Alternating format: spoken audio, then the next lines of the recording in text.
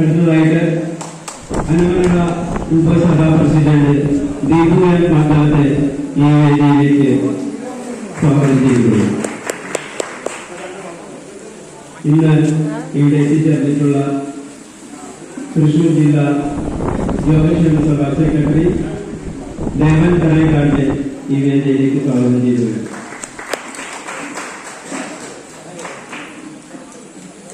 ഈ ഹിരൺമയത്തിന്റെ ചുക്കാൻ പിടിക്കുന്ന ഹിരൺമയം ജനറൽ കൺവീനർ താവനാട് കൃഷ്ണൻ നമ്പൂതിരിയെ ഈ വേദിയിലേക്ക് സ്വാഗതം ചെയ്തിട്ടുണ്ട്.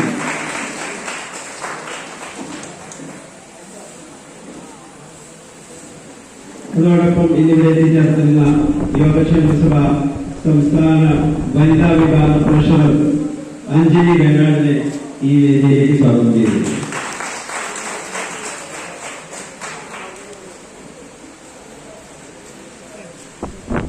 തൃശൂർ ജില്ലാ യോഗക്ഷേമ സഭയുടെ വനിതാ സഭ പ്രസിഡന്റ് ഇന്ദു കുഷാർ ഈ വേദിയിലേക്ക് സ്വാഗതം ചെയ്തു.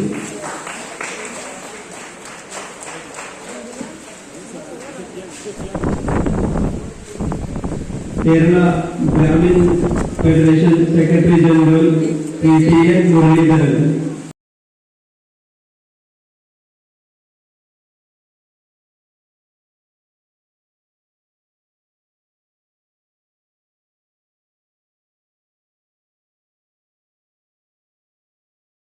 വയസ്സിൽ ചേരാനല്ലൂർ ശങ്കരൻകുട്ടി മാരാരുടെ ശിഷ്യനായി തായമ്പക അരങ്ങേറ്റവും കാവിൽ വിജയമാരാരുടെ കീഴിൽ പഞ്ചവാദ്യം, വൈക്കം ക്ഷേത്രകലാപീഠത്തിൽ നിന്ന് പഞ്ചവാദ്യം, സോപാന സംഗീതം, അഷ്ടപതി എന്നിവയിൽ ഡിപ്ലോമയും നേടി തിരുവല്ല ഹരികുമാറിന്റെ കീഴിൽ കഥകളി ചെണ്ട അഭ്യസിച്ചു.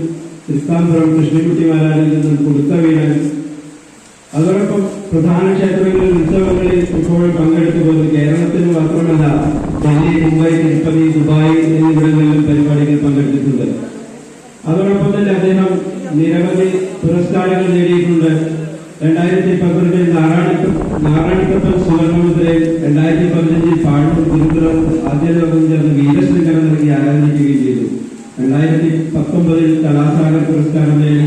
2021 തൈക്കാട്ടപ്പൻ പുരസ്കാരം, 2028 ഗുരുദക്ഷിണ പുരസ്കാരം, 2023 ക്ഷേത്രകലാ അക്കാദമിയിൽ ഗുരുപൂജ പുരസ്കാരം,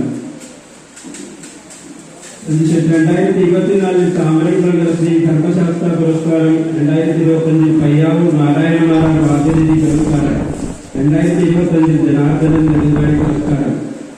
അതോടൊപ്പം ഇത്രയും പുരസ്കാരങ്ങൾ നേടിയിട്ടുള്ള വളരെ പ്രശസ്തനായ ഒരു സോപാന സംഗീതം എല്ലാ വാദ്യങ്ങളിലും നൈപുണ്യമുള്ള ഒരാളെ നമ്മുടെ അംഗങ്ങളിലേക്ക് ഈ പരിപാടിയിൽ പങ്കെടുക്കുവാൻ കിട്ടിയതിൽ വളരെ സന്തോഷമുണ്ട്.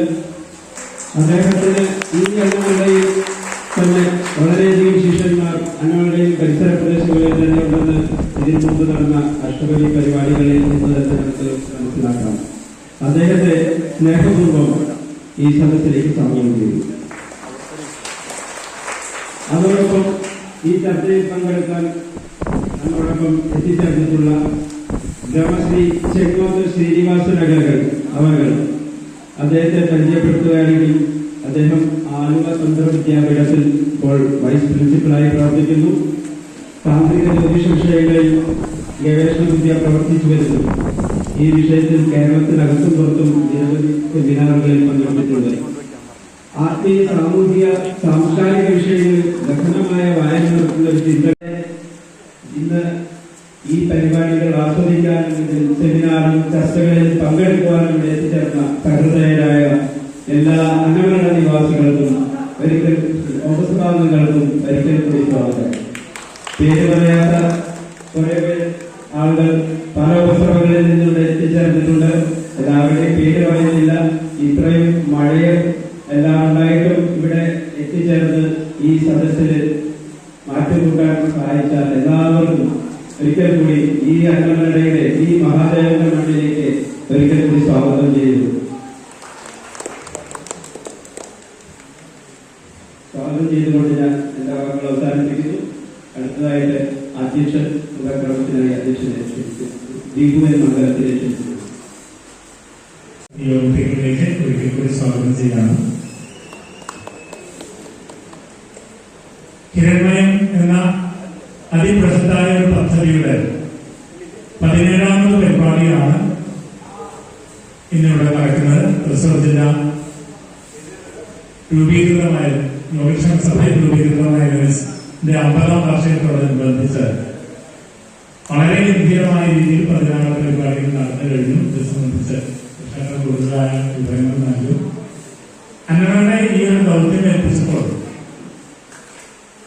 സ്വാഭാവികമായും അന്നമയുടെ ഒരു പാരമ്പര്യം അത് വാദ്യകലയും ക്ഷേത്ര സംസ്കാരവുമായി ബന്ധപ്പെട്ട ഒന്നാണ് എന്നതുകൊണ്ട് തന്നെ അത്തരം ഒരു വിഷയം ഏറ്റെടുക്കാമെന്ന ഒരു തീരുമാനമാണ് സഭയുടെ യോഗത്തിൽ വെച്ച് ഉപസഭാ യോഗത്തിൽ വെച്ച് ഉണ്ടായത്. അതനുസരിച്ചാണ് ഈ സോപാന സംഗീതം അതുമായി ബന്ധപ്പെട്ട ഒരു വിഷയമാകാം നമ്മൾ ആദ്യം എടുക്കുന്നത് എന്ന രീതിയിൽ അതുമായി ബന്ധപ്പെട്ട് ജില്ലാ കമ്മിറ്റിയിൽ കൃഷ്ണൻ ഉൾപ്പെടെയുള്ളവരെ ബന്ധപ്പെട്ടപ്പോൾ അവർ തന്ന ഒരു മാർഗനിർദ്ദേശം അനുസരിച്ചാണ് ഈ പരിപാടി നമ്മൾ രൂപകൽപ്പന ചെയ്തിട്ടുള്ളത്. അതിനു മുമ്പ് തന്നെ നമുക്കൊക്കെ അറിയാം, ക്ഷേത്രാങ്കണത്തിൽ ചെല്ലുമ്പോൾ മഹാക്ഷേത്രങ്ങളിൽ പ്രത്യേകിച്ചും ശ്രീകോവിലിന് മുമ്പിൽ നിൽക്കുമ്പോൾ ആ സോപാനത്തിങ്കൽ കൊട്ടിപ്പാടുന്നത് നമ്മളിൽ ഉണ്ടാക്കുന്ന അവാച്യമായ ഒരു ആനന്ദം, അതിന്റെ ആഴം പറഞ്ഞറിയിക്കും.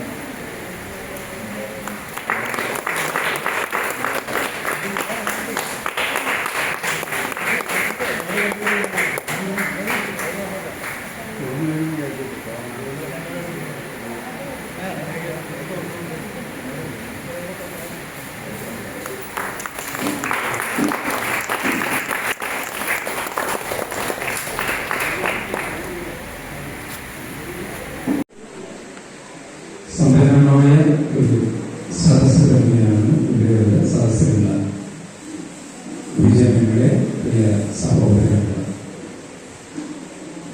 യോഗക്ഷേമ സഭ തൃശ്ശൂർ ജില്ല രജിസ്റ്റർ ചെയ്തതിന്റെ രൂപീകൃതമായതിന്റെ 50ാം വാർഷികം 2026 നമ്മൾ ആഘോഷിക്കുകയാണ്. ഈ സുവർണ ജൂബിലി വർഷത്തിൽ ഹിരൺമയം എന്ന പേരിൽ വ്യത്യസ്തങ്ങളായ 50 പരിപാടികളോടെ മാർച്ച് 1 മുതൽ ഡിസംബർ 31 വരെയുള്ള കാലഘട്ടത്തിൽ തൃശ്ശൂർ ജില്ലയുടെ വ്യത്യസ്ത ഭാഗങ്ങളിൽ 32 ഉപസഭകളാണുള്ളത്. ആ 32 ഉപസഭകളുടെ വ്യത്യസ്ത പ്രദേശങ്ങളിൽ വെച്ചുകൊണ്ട് ഓരോ പരിപാടികൾ ആസൂത്രണം ചെയ്തുകൊണ്ടാണ് നമ്മൾ മുന്നോട്ട് പോകുന്നത്. അതിന്റെ ഭാഗമായി തന്നെയാണ് അന്നവരുടെ ഇന്നത്തെ ഈ അതിവിശിഷ്ടമായ ഒരു സെമിനാർ നമ്മൾ കൊണ്ടാടുന്നത്. അന്നമനട എന്ന ആ ഒരു ശബ്ദം ചില സ്ഥലനാമങ്ങളുണ്ട്. അത് കേൾക്കുമ്പോൾ തന്നെ ആ സ്ഥലത്തോടെ ഒരു പ്രത്യേക ആഭിമുഖ്യം നമുക്ക് തോന്നുകയാണ്. ആ ഓരോ അക്ഷരങ്ങളും അതങ്ങനെ ചേർന്ന് വരുമ്പോൾ ഉണ്ടാകുന്ന ഒരു ശബ്ദസുഖം, അത് വെറും വാക്ക് മാത്രമല്ല, അന്നമനടയുടെ പാരമ്പര്യവും സംഗീത മേള പാരമ്പര്യം നമ്മളെ വിളിച്ചറിയിക്കുന്ന കാര്യമാണ്. ഇടയ്ക്ക എന്നുള്ള ആ ഒരു ശബ്ദം കേൾക്കുമ്പോൾ ഉണ്ടാകുന്ന ആ ഒരു സുഖം പോലെ തന്നെയാണ് അന്നമനട എന്നുള്ള ആ വാക്കിന്റെ സുഖം. തീർച്ചയായും അത് അന്വർത്ഥമാക്കിക്കൊണ്ട് തന്നെ ഇതിവിടെ പൂജാതത്വവും സോപാന സംഗീതവും ഇത് തമ്മിലുള്ള ബന്ധത്തെക്കുറിച്ച് അതിഗംഭീരമായ ഒരു സെമിനാറാണ് നമ്മൾ പ്ലാൻ ചെയ്തിട്ടുള്ളത്. ഇത് തീർച്ചയായും സാധാരണ ഭക്തജനങ്ങളെ സംബന്ധിച്ച് വലിയൊരു അറിവ് തന്നെയാണ് നൽകുക എന്നുള്ള കാര്യത്തിൽ യാതൊരു സംശയമില്ല. ക്ഷേത്രങ്ങളിൽ, പ്രത്യേകിച്ച് മഹാക്ഷേത്രങ്ങളിലെല്ലാം തന്നെ എല്ലാ ദിവസവും പ്രസന്ന പൂജയ്ക്ക് നടയടയ്ക്കുമ്പോഴാണ് സോപാന സംഗീതം ഇടയ്ക്ക് കുട്ടിപ്പാടി സേവ എന്ന് കൂടി പറയുന്ന ആ ഒരു മഹത്തായ കലാരൂപം എന്ന് മാത്രം വിശേഷിച്ചാൽ പോരാ, ഒരു ആചാരം തന്നെയാണ് അത് നടന്നു വരുന്നത്. അത് യഥാർത്ഥത്തിൽ ആ ഒരു സോപാന സംഗീതം കേൾക്കുമ്പോൾ നടയടച്ച് അകത്ത് പൂജ നടക്കുമ്പോൾ പുറമേ നിൽക്കുന്ന ഭക്തരുടെ മനസ്സ് ഏകാഗ്രമാക്കുന്നതിന് വലിയൊരു പങ്ക് വഹിക്കുന്നുണ്ട് എന്ന് ഒരു പുറത്തുനിന്ന് കാണുന്ന ഒരു വ്യക്തി എന്നുള്ള നിലയിൽ എന്റെ മനസ്സിലെപ്പോഴും തോന്നിയിട്ടുള്ള കാര്യമാണ്. അതിനൊരു വല്ലാത്തൊരു ശക്തി തന്നെയാണ്.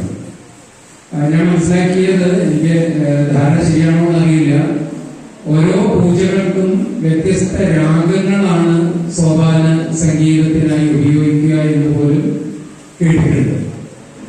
എന്തായാലും അതേക്കുറിച്ചൊക്കെ വ്യക്തമായി ഏതാനും സമയത്തിനകം തന്നെ നമുക്ക് ബോധ്യപ്പെടാനുള്ള പ്രഗത്ഭരായ രണ്ട് വ്യക്തിത്വങ്ങൾ തന്നെയാണ് ഇന്ന് ഈ സെമിനാറിനായി എത്തിച്ചേർന്നിട്ടുള്ളത്. ഈ ഒരു സന്ദർഭത്തിൽ അന്നമനയുടെ ഉപസഭയെ പ്രത്യേകം അഭിനന്ദിക്കാനായിട്ട് യോഗക്ഷേമ സഭ തൃശ്ശൂർ ജില്ല ആഗ്രഹിക്കുകയാണ്. വളരെ വ്യത്യസ്തങ്ങളായ പരിപാടികൾ കൊണ്ട് തൃശ്ശൂർ ജില്ലയിൽ തന്നെ ശ്രദ്ധേയമായ കാൽവെപ്പ് നടത്തിയിട്ടുള്ള ഒരു ഉപസഭ തന്നെയാണ് അന്നമന. അത് അവരുടെ കൂട്ടായ്മയുടെ ലക്ഷ്യബോധത്തിന്റെ ഒക്കെ തന്നെ തെളിവാണ്. പ്രത്യേകിച്ച് എല്ലാ സന്ദർഭങ്ങളിലും നമ്മൾ പറയുന്നതാണ് പാഥേയം എന്നുള്ള ആ ഒരു പദ്ധതിയിലൂടെ എല്ലാ മാസവും ഇപ്പോ വർഷങ്ങളായി ഇവിടെ തുടർന്നു പോരുന്ന ഒരു പ്രക്രിയയാണ് വിശക്കുന്നവർ അന്നം നൽകുന്ന ആ ഒരു പദ്ധതിയിലൂടെ എല്ലാ മാസവും പൊതിച്ചോറ് ശേഖരിച്ചുകൊണ്ട് പാഥേയത്തിലൂടെ പട്ടിണി മാറ്റാൻ വേണ്ടി ശ്രമിക്കുന്ന ആ ഒരു മഹത്തായ യജ്ഞം അത് തന്നെയാണ് അന്നമനയെ ഏറ്റവും വിശിഷ്ടമാക്കുന്നത് എന്ന് ഈ സന്ദർഭത്തിൽ ഓർമ്മിക്കുകയാണ്. ഇതുപോലെ തന്നെയാണ് വ്യത്യസ്തങ്ങളായ ഓരോരോ പരിപാടികൾ ആസൂത്രണം ചെയ്യാനുള്ള മികവ് ഈ ഒരു ഉപസഭയ്ക്കുണ്ട് എന്നുള്ളത് ഏറെ പ്രശംസനീയം തന്നെ. അതുപോലെ തന്നെയാണ് ഇന്ന് നടക്കുന്ന ഹിരണ്മയത്തിന്റെ ഭാഗമായുള്ള ഈ ഒരു സെമിനാർ. തീർച്ചയായിട്ടും നമ്മൾ അത്രയേറെ ശ്രദ്ധ കൊടുക്കാതെ, അല്ലെങ്കിൽ പല സന്ദർഭങ്ങളിൽ ഇതിങ്ങനെ കേട്ടുപോകും, എന്താണ് അതിന്റെ തത്വമെന്നോ അല്ലെങ്കിൽ എന്താണ് അവിടെ നടക്കുന്നത് എന്ന് പോലും നമ്മൾ ശ്രദ്ധിക്കാതെ ആ ഒരു സംഗീതം മാത്രം ആസ്വദിച്ചുകൊണ്ട് ഒരുപക്ഷെ സോപാന സംഗീതത്തെ കാണുന്ന നാം സാധാരണക്കാരായ നമുക്കൊക്കെ ഇന്ന് പുതിയ ഒരു അറിവാണ് ഈ ഒരു ഹിരണ്മയ പരിപാടിയിലൂടെ അന്നമന ഉപസഭ സമ്മാനിക്കുന്നത്. തീർച്ചയായിട്ടും ആ ഒരു സെമിനാർ തന്നെയാണ് നമുക്ക് മുഖ്യം. അതുകൊണ്ട് തന്നെ ഏറെ ദീർഘിപ്പിക്കുന്നില്ല, ഏറ്റവും സന്തോഷത്തോടെ ഹിരണ്മയം 2026 ഭാഗമായി 17ാമത് പ്രോഗ്രാം പൂജാതത്വവും സോപാന സംഗീതവും എന്നുള്ള ഈ ഒരു സെമിനാർ ഔപചാരികമായി ഉദ്ഘാടനം ചെയ്യുന്നു. നന്ദി, നമസ്കാരം.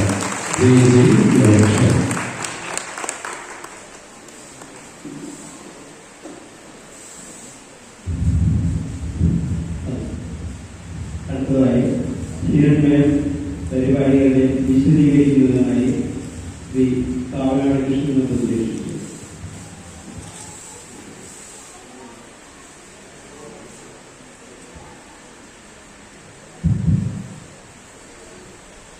ആദരണീയനായ യോഗാധ്യക്ഷൻ ശ്രീ ദീപു എൻ മധുരം, വേദിയിലും സദസ്സിലിരിക്കുന്ന ആരാധ്യരായിട്ടുള്ള ശ്രദ്ധാന്തകളെ, സുഹൃത്തുക്കളെ, നമസ്കാരം.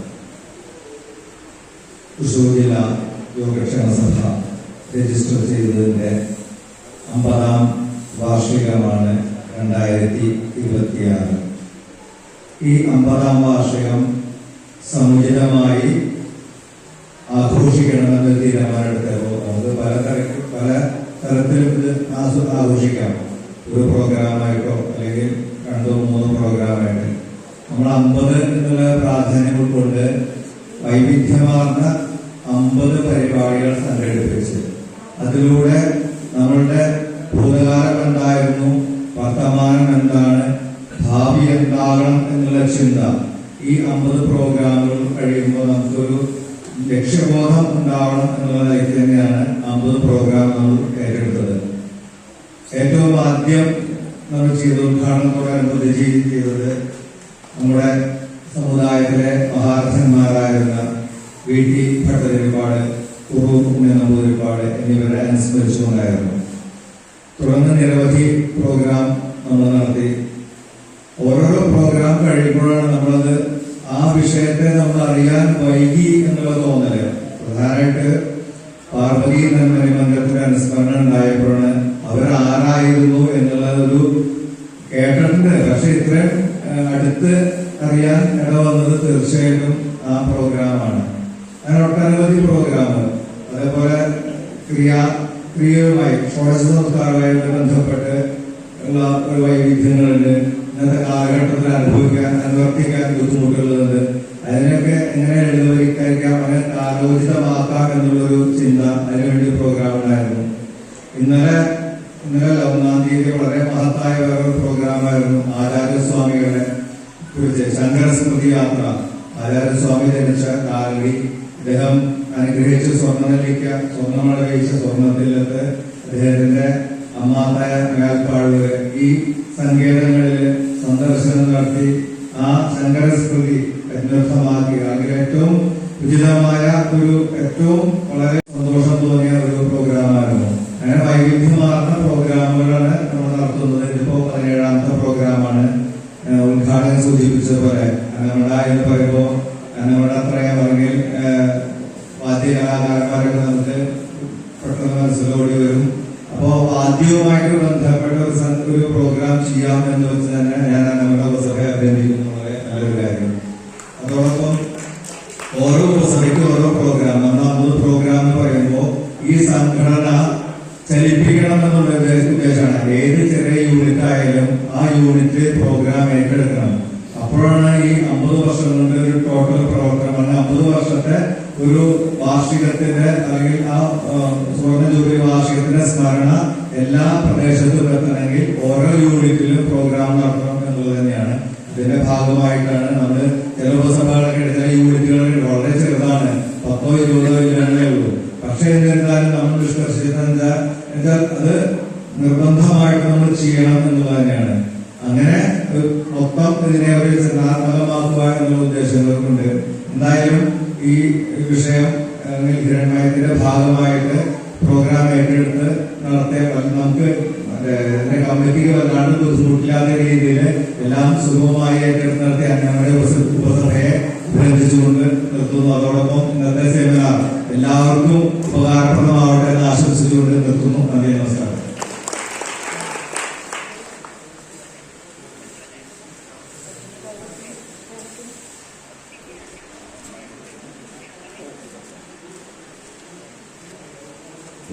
പാമ്പുമേക്കാട് രാഘവേന്ദ്രൻ നമ്പൂതിരി എത്തിയിട്ടുണ്ട്. അദ്ദേഹത്തെ ഈ വേദിയിലേക്ക് സ്വാഗതം ചെയ്യുന്നു.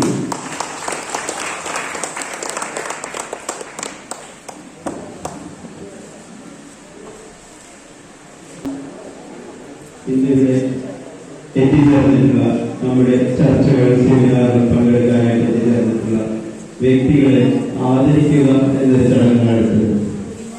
ആദ്യമായിട്ട് ശ്രീ കാവ്യ ഉണ്ണീകൃഷ്ണവാര്യർ നിരവധി ശിഷ്യഗണങ്ങൾ, നിരവധി വാദ്യകലകളിൽ നൈപുണ്യമുള്ള ശ്രീ കാവ്യ ഉണ്ണീകൃഷ്ണവാര്യരെ ആദരിക്കുന്നതിന് ജില്ലാ പ്രസിഡന്റ് ശ്രീകുമാർ മേലാറ്റ ക്ഷണിച്ചുകൊള്ളുന്നു.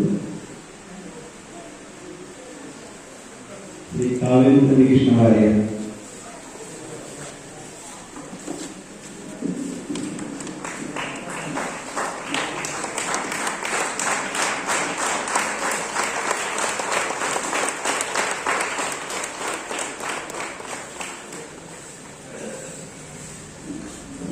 അടുത്തതായി ഇതിവിടെ എത്തിച്ചേർന്നിട്ടുള്ള ആലുവ തന്ത്ര വിദ്യാപീഠം വൈസ് പ്രിൻസിപ്പൽ ചെങ്ങോത്ത് ശ്രീനിവാസൻ അവർ അദ്ദേഹത്തെ ആദരം സ്വീകരിക്കാനായിട്ടിരിക്കുന്നു. അതോടൊപ്പം ജില്ലാ പ്രസിഡന്റ് നീലകണ്ഠൻ ശ്രീകുമാർ അദ്ദേഹത്തെ ആദരിക്കുന്നതിനായി അദ്ദേഹത്തെ ക്ഷണിച്ചു.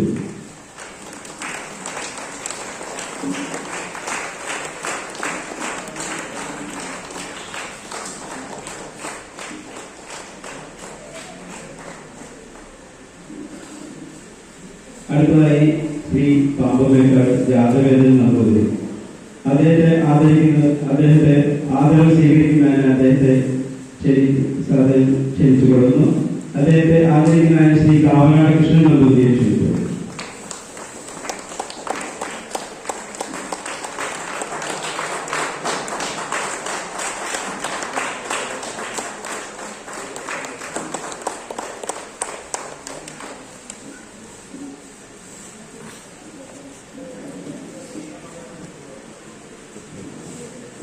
അടുത്തതായി ശ്രീ ഗിരീഷ് അവർ അന്നമനയുടെ ആദരം സ്വീകരിക്കുന്നതിനായി ശ്രീ ഗിരീഷ് അവരെ ക്ഷണിച്ചു. അദ്ദേഹത്തെ ആദരിക്കുന്നതിനായി ജില്ലാ സെക്രട്ടറി ശ്രീ ദേവൻ കറൈക്കാട്ടെ ക്ഷണിച്ചു.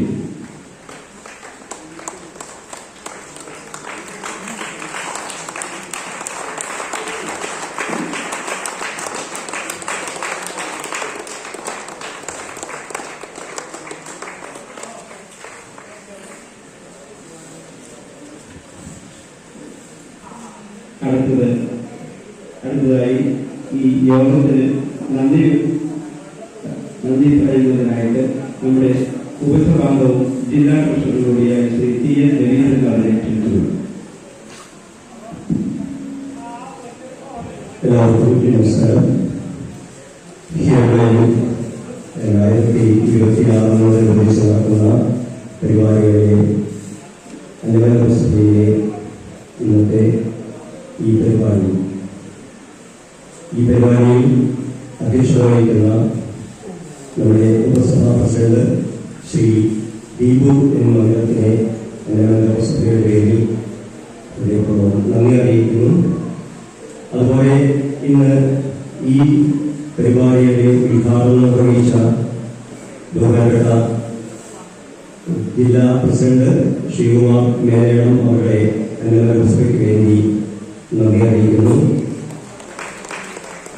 ഹിരണ്മയം പരിപാടിയെ പറ്റി വളരെ ഹ്രസ്വമായെങ്കിലും വളരെ കൃത്യമായ വിശദീകരണം നമുക്ക് നൽകിയ ഹിരണ്മയം കൺവീനർ ശ്രീ കാവനാട് കൃഷ്ണൻ നമ്പൂതിരിക്ക് അന്നമനസഭയുടെ ആദരവും നന്ദി അറിയിക്കുന്നു. ഇന്ന് ഈ വിഷയാവതരണത്തിൽ എത്തിച്ചേർന്നിട്ടുള്ള സർവശ്രീ പാമ്പുമേക്കാട് ജാതവേദൻ നമ്പൂതിരി അവർക്ക് അന്നമനസഭയുടെ ഹൃദയപൂർവ്വമായ നന്ദി അറിയിക്കുന്നു. ചർച്ചയ്ക്ക് നേതൃത്വം കൊടുക്കുവാനായി സന്നിഹിതരായിരിക്കുന്ന ശ്രീ ചെങ്ങോത്ത് ശ്രീനിവാസൻ അവർ, അതുപോലെ തന്നെ മുഖ്യമന്ത്രി സുരേന്ദ്രനായ ശ്രീ കാവേരി ഉണ്ണികൃഷ്ണ വാര്യർ എന്നിവർക്ക് അന്നമനസഭയുടെ ഹൃദയപൂർവ്വമായ നന്ദി അറിയിക്കുന്നു. അതോടൊപ്പം തന്നെ ഇന്ന് രാവിലെ അഷ്ടപതി ആരംഭിച്ചുകൊണ്ട് ഈ പ്രഭാതത്തെ അങ്ങേയറ്റം പ്രകടമാക്കിയ സോപാന സംഗീതം കലാകാരികൾക്ക് അന്നമനസഭയുടെ ഹൃദയപൂർവ്വമായ നന്ദി അറിയിക്കുന്നു. സാന്നിധ്യം കൊണ്ട് ഇന്ന് ഈ സദസ് സഫലമാക്കിയ ഈ വേദി സഫലമാക്കിയ ശ്രീ എൻ മുരളിയേട്ടൻ, അഞ്ജലി വേണാട്, അതുപോലെ തന്നെ ഇന്ദു കുരിശാലു എന്നിവർക്കും അന്നമനസഭയുടെ നന്ദി അറിയിക്കുന്നു.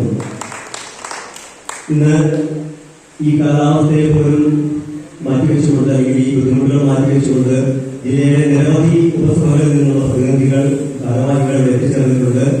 അവർക്കെല്ലാവർക്കും ഹൃദയമായ നന്ദി അന്നമനസഭയ്ക്ക് ഞാൻ ഇവിടെ അറിയിക്കുന്നു. അതോടൊപ്പം തന്നെ ഇന്ന് ഈ വേദി അന്നമനസഭയ്ക്കായി ഇട്ട് നൽകിയ, നമുക്ക് ഈ പരിപാടി സംഘടിപ്പിക്കാനായിട്ട് അവസരം ഒരുക്കുന്ന കല്ലൂർ അല്ലൂർ പെട്രോളിയം ട്രസ്റ്റ് ഭാരവാഹികൾക്ക് അന്നമനസഭയുടെ പേരിൽ നന്ദി അറിയിക്കുന്നു. ഇന്ന് പരിപാടി ആസ്വദിക്കാനായിട്ട് എത്തിയിട്ടുള്ള എല്ലാ ഉപസഭാംഗങ്ങൾക്കും എല്ലാവർക്കും ഒരിക്കൽ കൂടി നന്ദി അറിയിക്കുന്നു. നമുക്ക് വളരെയേറെ ആസ്വാദ്യകരമായ ഒരു സെഷനാണ് ഇവിടെ കാത്തിരിക്കുന്നത്. പൂജാതത്വവും സോപാന സംഗീതവും ആ സെഷനിലേക്ക് ഏതാനും നിമിഷങ്ങൾക്കുള്ളിൽ നമ്മൾ എത്തിച്ചേരുകയാണ്. എല്ലാവരുടെയും സാന്നിധ്യ സഹായം ഒരിക്കൽ കൂടി അപേക്ഷിക്കുന്നു. എല്ലാവർക്കും ഒരിക്കൽ കൂടി നന്ദി അറിയിക്കുന്നു. ജയ് ജയ് യോഗക്ഷേമം.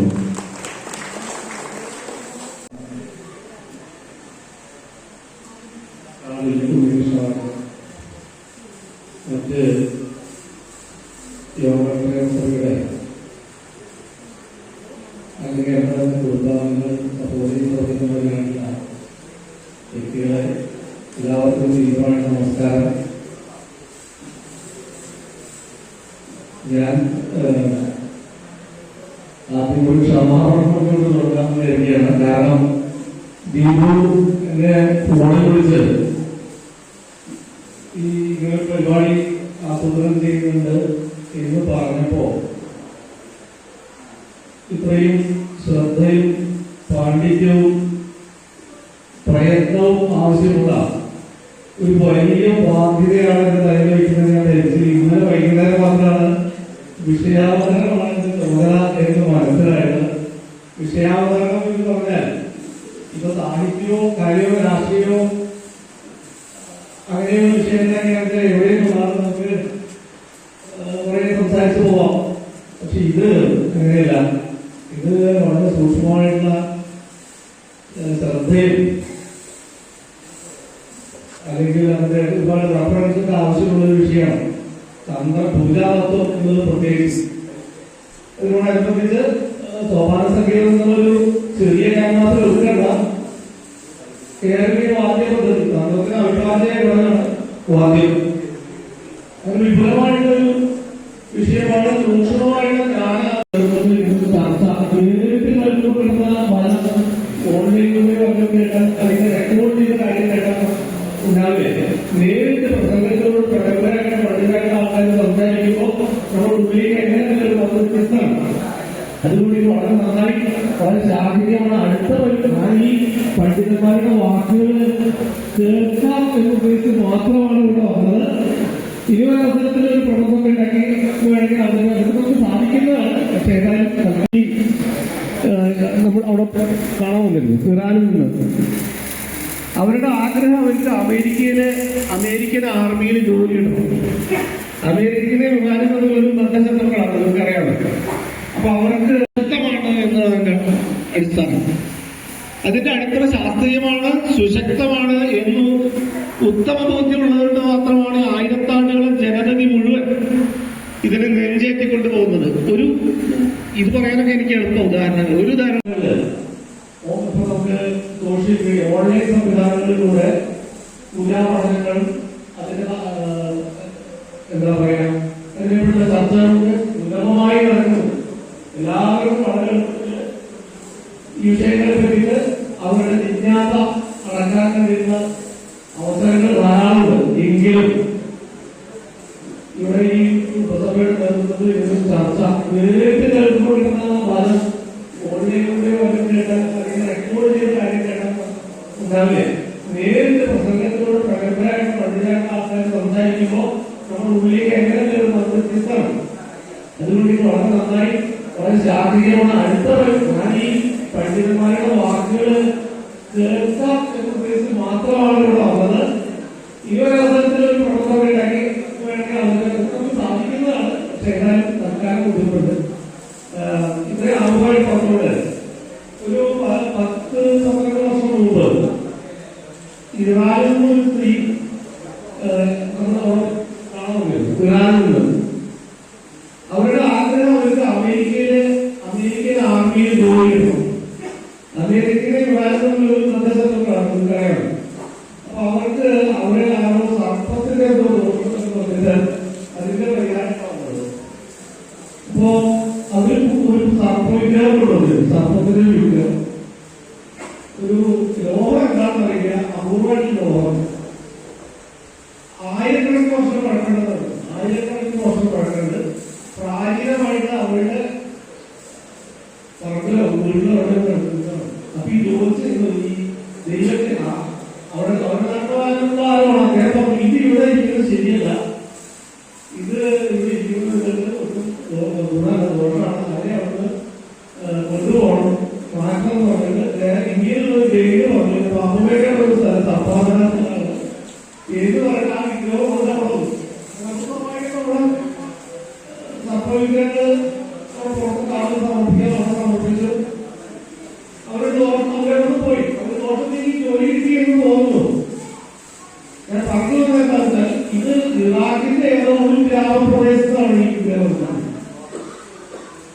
നാട്ടിലെ അവിടെ നൂറ്റാണ്ടുകളായിട്ട് ഒരു ഹൈന്ദവമായിട്ടുള്ള ആചരണമില്ല. ഒന്നാണ്. ഇപ്പോ പല സ്ഥലങ്ങളിൽ ധ്യാനം നടക്കുമ്പോ കേരളീയ ഭാരതീയ കാർഷിക സംവിധാനത്തിലുള്ള ഉപാധികൾ ലഭിക്കുന്നു. ഇപ്പൊ ഹാരപ്പൻ സീരിയലിനെ പറ്റിയിട്ടുള്ള വലിയ ചർച്ചകളും അത് പശുപതിയാണ്, പശുപതി അല്ല, ഹൈന്ദവമല്ല എന്ന് വാദിക്കാനാണ് പണ്ഡിതന്മാരുടെ വരാം. പക്ഷെ പ്രത്യേകിച്ച് ഇപ്പൊ അതിന് വ്യാഖ്യാനം വന്നു, താന്ത്രികമായിട്ടുള്ള വ്യാഖ്യാനം വന്നു. ഇത് പശുപതിയാണ് എന്ന് പറഞ്ഞാൽ ഭാരതീയ താന്ത്രിക പദ്ധതിയാണ് ഹാരപ്പൻ കാലം തൊട്ട് അനുസൃതമായിട്ട് തുടരുന്നത്. ഇപ്പോഴും ലോകം മുഴുവൻ കേന്ദ്രീകരിക്കുമ്പോ എന്താ കൃഷ്ണന്റെ മുന്നിൽ ഇത് ലോകം മുഴുവൻ താന്ത്രിക പ്രവർത്തികൾ നടക്കുന്നത്.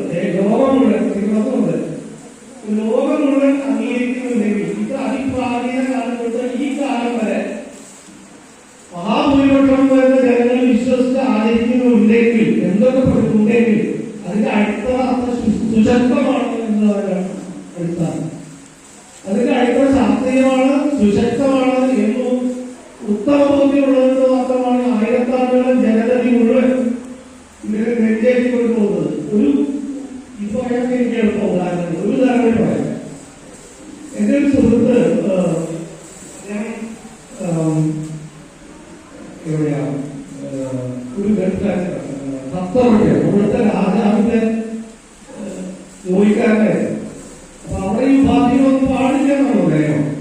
ഉപാധികളൊന്നും പൂജിക്കാൻ പാടില്ല. അവരെ പക്ഷെ അദ്ദേഹത്തിന് ഈ ഉപാസനകൾ വിഗ്രഹങ്ങൾ അവിടുത്തെ രാജാവിന് ഭക്തിയെ കൊണ്ടുകൊടുത്തിട്ടുണ്ട്. അവരുടെ ഭക്തിയെ കൊണ്ടുകൊടുക്കാറുണ്ട്.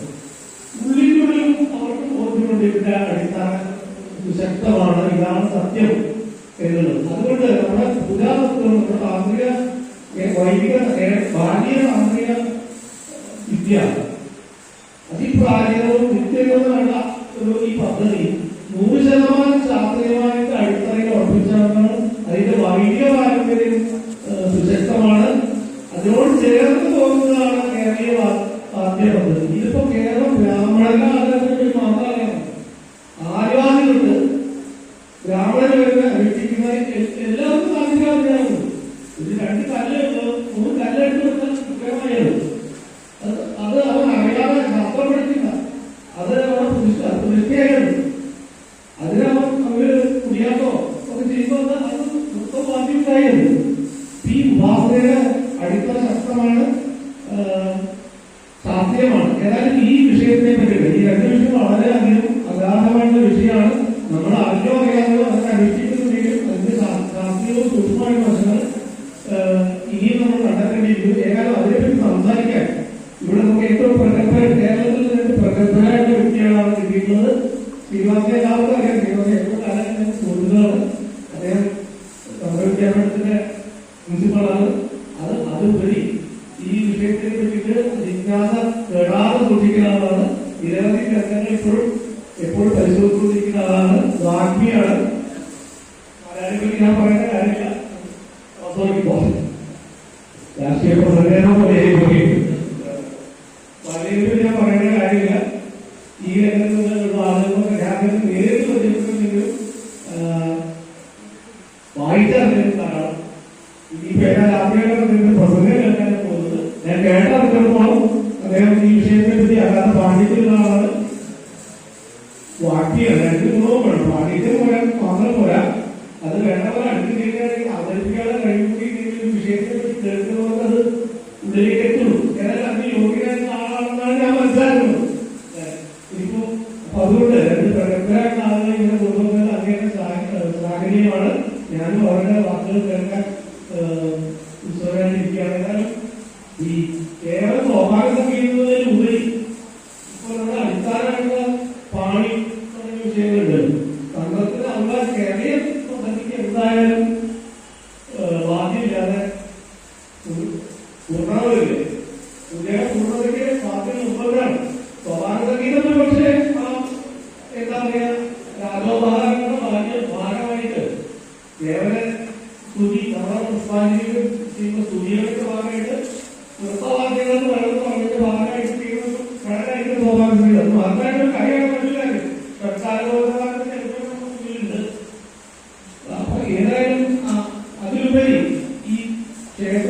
ചന്ദ്രനോടനുബന്ധിച്ച് വാദ്യ പദ്ധതി എന്ന് പറഞ്ഞാൽ വിശദീകരിക്കാൻ ഉദ്ദേശിക്കുന്നില്ല.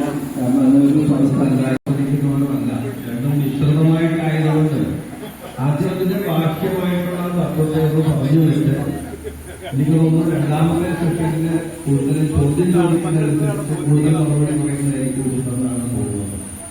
അപ്പൊ അതുകൊണ്ട് തന്നെ കേരളത്തിലെ പൂജാ സമ്പ്രദായങ്ങളെ നമ്മളിന്ന് പരിശീലിച്ചു വരുന്ന പൂജകളുടെ താത്വികമായ ഒരു വിശദീകരണത്തെ കുറിച്ചാണ് ആരംഭിക്കുന്നത്. തന്ത്രം എന്ന് പറയുന്ന ഒരു വിഷയത്തെ, തന്ത്രം എന്നുള്ള പേര് പോലും നമ്മളങ്ങനെ വ്യവഹാരത്തിലില്ല.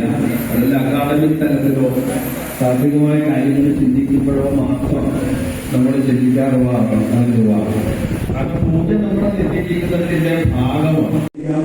ഇന്ന് പക്ഷെ പൊതുവെ സമൂഹത്തില് കൂടുതലായിട്ട് കണ്ടുവരുന്നത് അതായത് നോക്ക് ചെയ്യുമ്പോൾ പിന്നിലൊരു തത്വമുണ്ടോ, അർത്ഥമുള്ള ഒരു ആചരണമാണോ നമ്മൾ ഈ ചെയ്യുന്നതെന്നുള്ള ഒരു കൗതുകം പൊതുവെ എനിക്ക് തോന്നുന്നു പഴയതിനേക്കാളും കുറച്ച് കൂടുതലായിട്ട് വരുന്നുണ്ട്. അപ്പൊ മറ്റേതിപ്പോ എന്റെ ഫോട്ടോഗ്രാഫർ എങ്ങനെയാണ് പറഞ്ഞതെന്നോ എങ്ങനെയാണെന്ന് പറഞ്ഞതെന്നോ പറഞ്ഞു വരുന്നതിൽ നിന്ന് വ്യത്യസ്തമായിട്ട് ഇതിന്റെ പിന്നിലുള്ള ഓരോ ശാസ്ത്രീയതയുണ്ടോ, എന്താണ് ഇതിനൊരു ലോജിക്ക് നമ്മൾ അന്വേഷിച്ച് പോകുന്ന ഒരു വാർത്ത വളരെ കൂടുതലാണ്.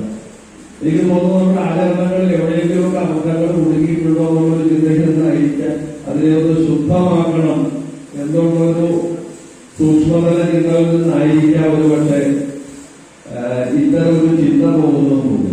നമ്മൾ എന്ത് നോക്കിയിട്ടും ഇതിന്റെ പിന്നിൽ എന്താണ് ഒരു ശാസ്ത്രീയത തത്വം ചിന്തിക്കാറുള്ളത്. അങ്ങനെ നോക്കുമ്പോൾ നമ്മുടെ പൂജയിലേക്ക് വന്നിട്ടുണ്ട്. ഇതിനൊക്കെ പൂജ കണ്ടിട്ടുള്ളവരോ കേട്ടിട്ടുള്ളവരോ ഇതിനകത്ത് സാക്ഷികളായവരായിരിക്കുന്നു എനിക്ക് മനസ്സിലാക്കുന്നത്. ഇപ്പൊ പൂജയെ കമ്പോളുകൾക്ക് നമ്മളിവിടെ വിശദീകരിക്കാൻ ഉദ്ദേശിക്കുന്നില്ല. കാരണം അതൊരു സദസ്സല്ലായത്.